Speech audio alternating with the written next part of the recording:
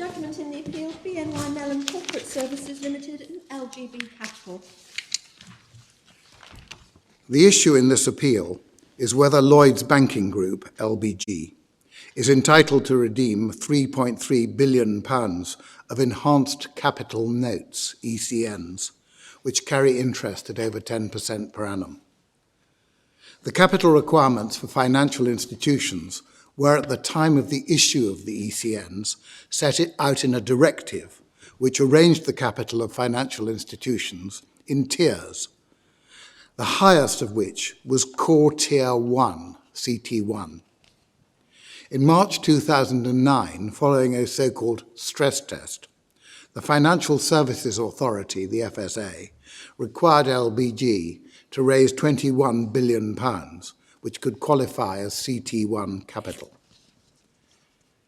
In November 2009, LBG raised some of this by issuing £8.3 billion of ECNs.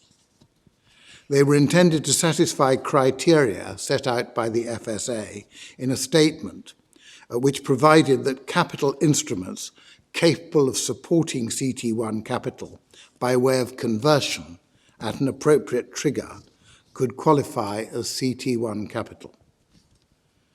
The terms of the ECNs provided that they were not redeemable until specified maturity dates, unless either converted into shares on the occurrence of a conversion trigger, i.e., if LBG's CT1 ratio fell below 5%, or two, they were redeemed early on the occurrence of a capital disqualification event, a CDE, which occurred under Clause 19.1 or Clause 19.2. Clause 19.2 applied where, as a result of any changes to regulatory capital requirements, the ECNs ceased to be taken into account for the purpose of any stress test in respect of the consolidated CT1 ratio. In June 2013, a new directive replaced the previous directive and provided for a more restrictive category, Common Equity Tier 1 Capital, CET1 capital, in place of the previous CT1 capital. And it also contained other new requirements. As a result, the successor to the FSA, the Prudential Regulation Authority, the PRA, ruled that LBG was subject to a new 7% CET1 ratio standard, and that the ECNs would need to have a trigger for conversion higher than the 5.125% CET1 in order to count as core capital. In spring of 2014, LBG exchanged £5 billion of the ECNs for instruments which satisfied the new requirements. In December 2014, the PRA reported that LBG's CET1 ratio was 10.1% and its minimum stress ratio was 5%.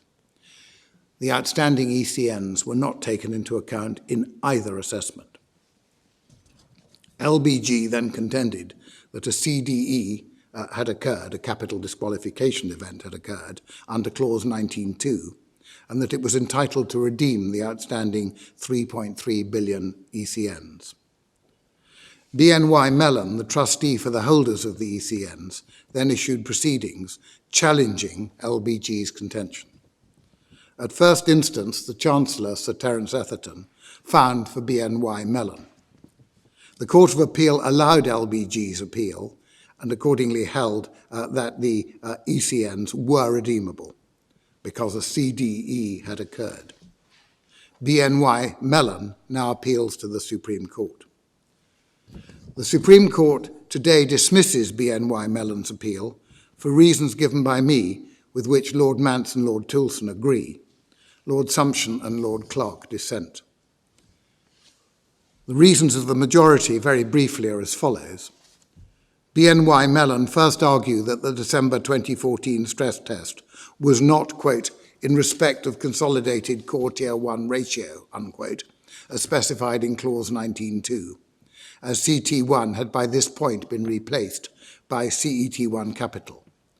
This argument is rejected in agreement with both courts below.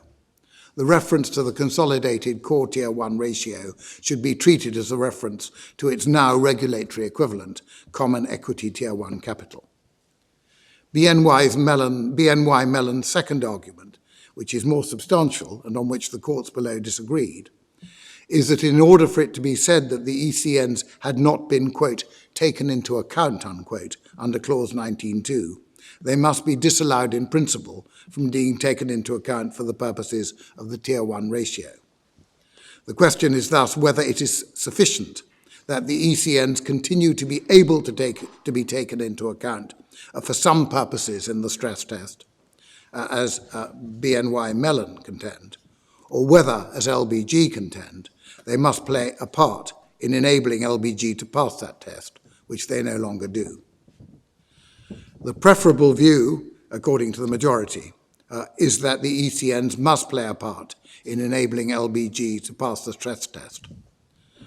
Under the regulations in 2013, the ECNs cannot be taken into account to do the very job for which their convertibility was designed, namely to enable them to be converted before the regulatory minimum Tier 1 ratio is reached. This conclusion is supported by the words any stress test in Clause 19.2. It's also supported by the contrast between, quote, ceased to be taken into account, the expression in Clause 19.2, and a different expression, no longer eligible to qualify, in Clause 19.1. Further, if the contrary view were correct, it's very difficult to envisage circumstances in which Clause 19.2 could have been invoked. Accordingly, the trustee's appeal should be dismissed on the basis that a CDE has arisen under Clause 19.2. Lord Sumption and Lord Clark consider that the ECNs are not redeemable because, notwithstanding their status as lower tier capital, they would be treated by the regulator as top tier capital in the hypothetical event that LBG's affairs deteriorated to the point where the conversion trigger was attained. I'm afraid for those who are unfamiliar with this case, that was a rather technical and difficult to understand summary, but thank you for coming. The court is now adjourned.